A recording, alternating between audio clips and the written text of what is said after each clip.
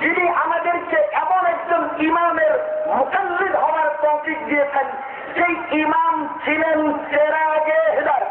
চেরাগে মানে হেদায়েতের প্রদীপ। হেদায়েতের সূর্য উঠলে প্রদীপের দরকার হয়। ভালো করে বুঝবেন, সূর্য উঠলে প্রদীপের দরকার হয়। প্রদীপের দরকার কখন? সেই জায়গায় সূর্যের আলো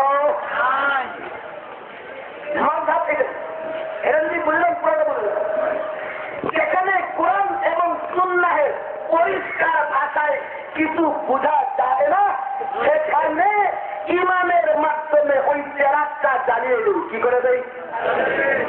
চেরাগ কোন জিনিস বানায়, কোন জিনিস বানায় না দেখায়, বুঝলেন? লাইট জ্বালানোর কারণে নতুন কিছু এখানে বলছে না দেখাইছে? এটা ছিল দেখা, চাপ ছিল না, বুঝলেন? এই জিনিস দেখা চাপ ছিল না, সেটা ওই চেরাগের পবিত্র আলো ভেসে উঠেছে। ভেসে কোরআন এবং সুন্নাহের ভিতরে অভ্যন্তরে সেই সকল মাসালা লুকায়িত আছে। আমাদের চোখ যেহেতু অন্ধ, বুঝি না, এই অক্ষমতার কারণে ভিতরের মাসাইল বুঝতে আমরা সক্ষম নই।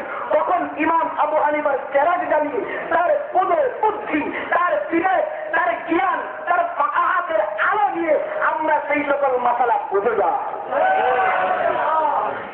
এটাই হচ্ছে মজা।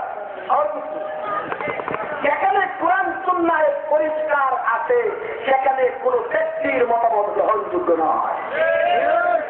কিন্তু যেখানে অস্পষ্ট কিংবা বাহ্যিক বিপরীতমুখী, অর্থাৎ সূর্যের আলোটা প্রকাশ্য দেখা যায় না, সেখানে চেরাগ জ্বালিয়ে সেটাকে আমরা পরিষ্কার ভাষায় দেখে নেই, বানাই না। বাকি কোন জিনিস বানায়?